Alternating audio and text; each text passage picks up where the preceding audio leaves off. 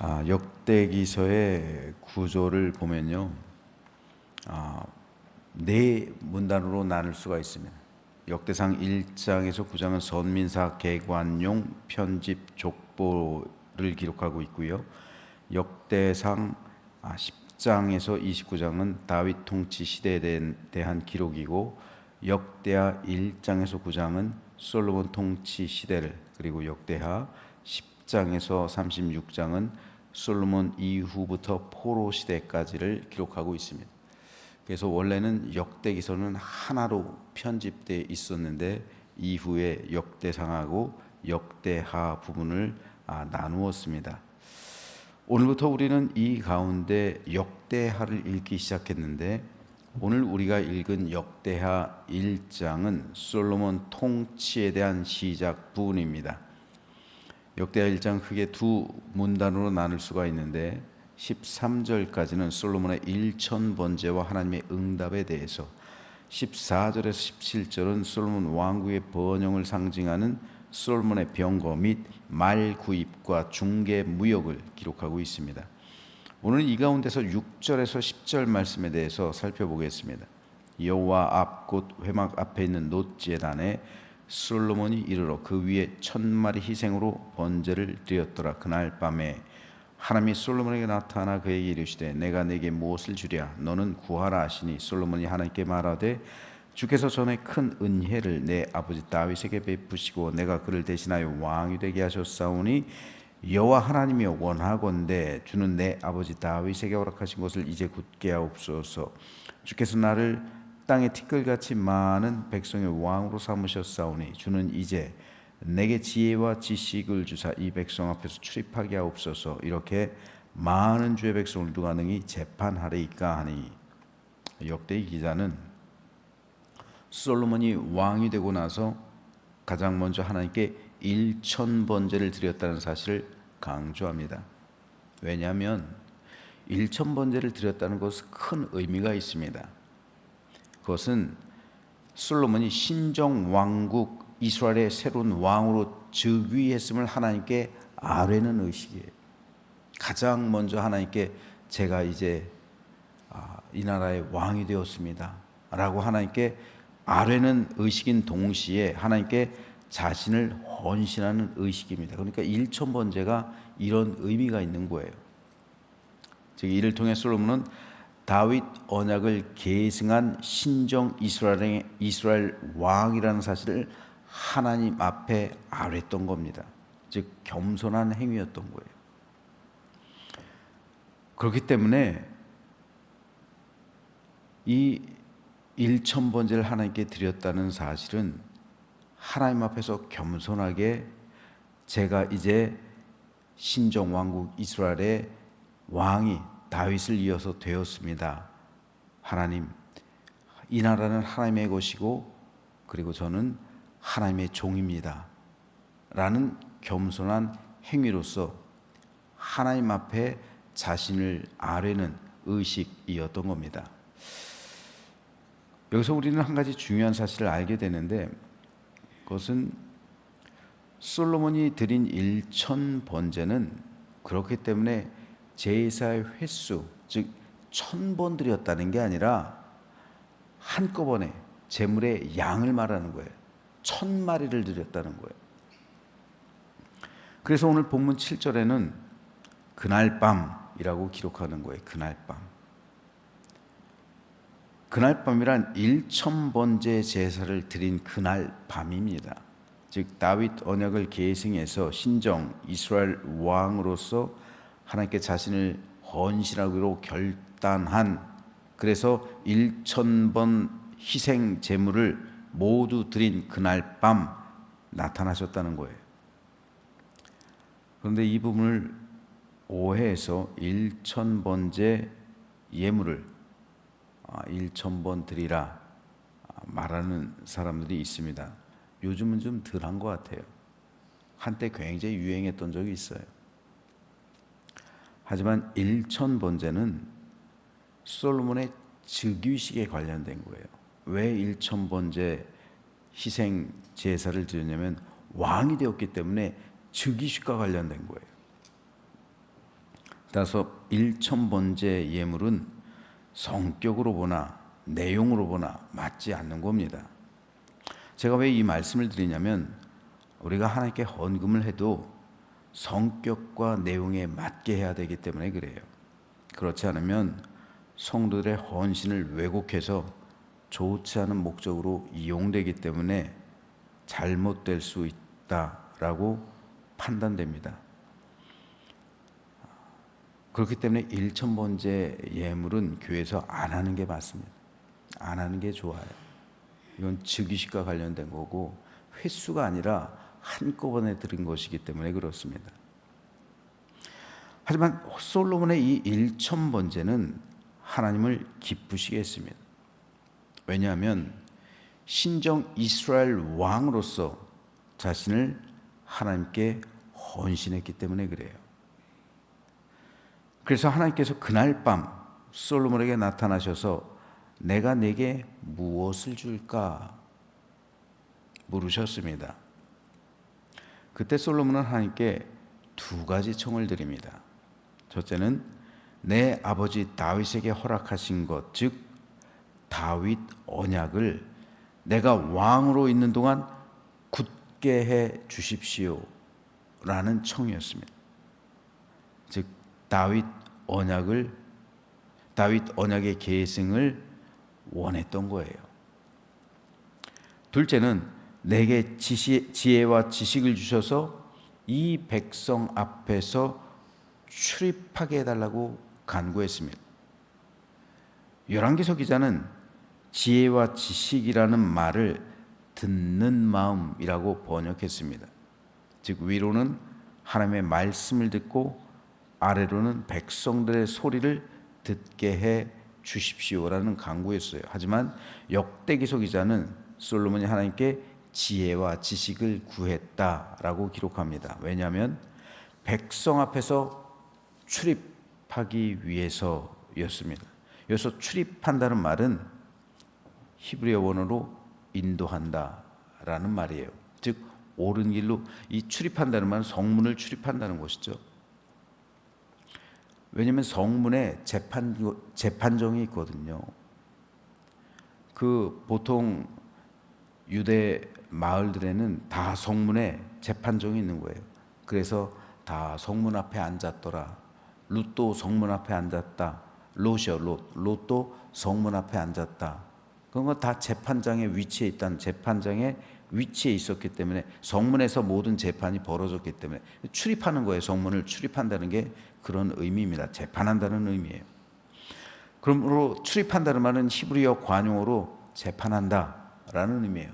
그래서 출입해서 재판하기 위해서, 다시 말해서 옳은 길로 인도하기 위해서 지혜와 지식을 구했다라는 말이에요. 그러므로 솔로몬이 하나님께 구한 것은 다윗 언약을 계승하게 해주시고 지혜와 지식을 주셔서 이 백성을 옳은 길로 인도하는 재판을 하게 해 주십시오라는 기도였습니다. 그래서 하나님께서는 솔로몬의 이 기도를 기뻐하신 거예요. 왕으로 즉위하면서 하나님께 공식적인 의식, 제가 이제 왕으로 즉위합니다. 신정 이스라엘의 왕이 되었습니다. 하나님께서 이 나라의 왕이십니다. 이것을 고백하고, 그리고 내가 내게 어떻게 해줄까? 라는 이 하나님의 물음에 대해서 다윗 언약을 계승하게 해주시고, 하나님께서 맡기신 백성 올바른 대로 인도하고 재판하기 위해서 지혜와 지식을 주십시오. 이것이 하나님의 마음을 흡족하게 했던 겁니다. 그래서 하나님께서는 네가 구하지 않은 모든 부귀 영화를 내게 줄 것이다 축복해 주셨던 거예요. 만일 솔로몬이 이 마음을 끝까지 가졌더라면 그는 다윗 이상으로 아주 위대하고 좋은 왕이 되었을 겁니다. 하지만 안타깝게도 이 마음을 가지고 기도한 것이 솔로몬의 믿음의 절정이었어요.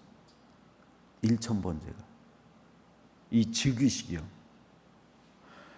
즉위식을 거행할 때 솔로몬의 믿음이 절정이었어요. 이후로 솔로몬의 믿음은 아직 젊잖아요. 아직 젊은 그의 이 믿음이 수많은 이방 여인과의 결혼, 그리고 오늘 본문 14절 이후로는 솔로몬이 하나님께서 애굽에서 말을 사오지 말라고 했는데 분명히 율법을 어기죠. 말을 사오기 시작하잖아요.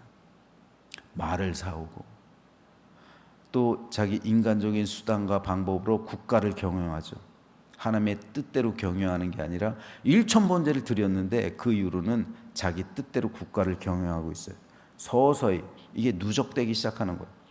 그래서 이 절정을 끝으로 내려오기 시작하는 거예요. 너무 짧았죠. 너무 젊은 나이의 절정이었어요. 20 그 즈음에서요.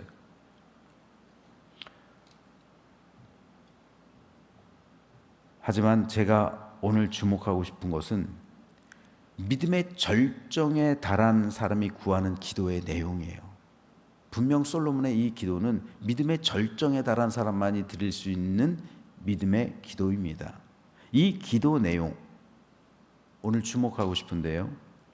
믿음의 절정에 이른 사람은 나를 구하지 않아요. 그는 먼저 하나님의 영광을 구합니다. 그리고 하나님의 사역을 구해요. 하나님의 일을 구해요. 그래서 백성의 안위를 구합니다. 그것은 믿음의 절정에 이른 사람만이 갖는 기도의 특성이에요.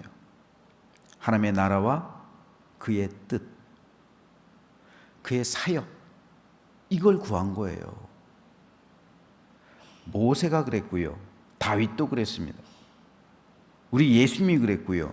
순교에 이르른 사도들이 그랬어요. 오늘 본문에 등장하는 솔로몬도 그 단면을 보여주고 있는 거예요. 그래서 그는 다윗 언약의 계승을 구했고요. 또 하나님의 나라를 구했고 하나님의 영광과 그리고 그의 의, 즉 하나님의 백성을 올바른 길로 재판해서 올바로 인도하는 것, 이걸 구한 거예요. 그래서 하나님께서는 이 기도를 너무 기쁘게 받으셨던 겁니다. 그래서 솔로몬이 전혀 구하지 않았지만 모든 부귀 영화까지 허락해 주신 거예요. 그래서 예수님도 이렇게 말씀하십니다. 그런즉 너희는 먼저 그의 나라와 그의 의를 구하라. 그리하면 이 모든 것을 너희에게 더하시리라. 여기서 먼저라는 말은 가장 먼저, 무엇보다도 먼저라는 의미입니다. 예수님의 이 말씀은요, 세상 일 구하지 말라는 말이 아니에요. 성도들이 세상에서 살아가는데 세상 일 구하지 말라 주님께서 말씀하지 않으십니다. 우리는 분명 세상에 속한 일들 구해야 됩니다. 우리 하나님께서는 자비로우셔서 성도들이 세상 것 위에서 구하는 모든 기도 들어주시고 응답해 주십니다. 하지만 문제가 뭡니까? 세상 것만 구하고 기도가 끝나니까 문제가 되는 거예요. 이것은 하나님을 영화롭게 하는 것과는 상관이 없어요. 하나님의 사역과도 상관이 없습니다. 다른 사람들의 안위를 받는 것과도 상관이 없어요. 오직 자기 유익만을 위한 기도잖아요. 주님은 그런 기도는 드리지 말라고 말씀하는 거예요. 너의 유익만을 위한 기도는 하지 말라는 거예요. 그 기도 하지 말라는 게 아니라 너의 유익만을 위한 기도는 하지 말라는 겁니다. 그래서 무엇보다도 먼저, 가장 먼저 기도할 때 하나님의 나라와 그의 의, 즉 하나님의 영광과 하나님의 사역을 먼저 구하라. 내가 하나님의 일을 위해서 무엇을 해야 될 것인가? 하나님께서 나를 통해 어떻게 일을 하실 것인가? 이걸 솔로몬이 보여주고 있는 거잖아요. 내가 주의 백성을 올바로 재판하게 해주십시오. 그래서 올바로 인도하게 해주십시오. 이걸 구하라는 거예요. 그의 의입니다. 이게 주님께서 말씀하시는. 그러면 솔로몬처럼 네가 구하지 않아도 이 모든 것을 너에게 더해 줄 것이다 라는 주님의 약속입니다.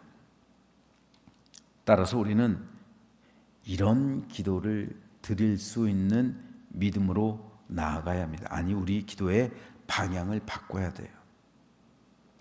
더 성숙한 기도로요. 기도의 방향이 대부분의 성도들은 나에게로 초점이 맞춰져 있어요.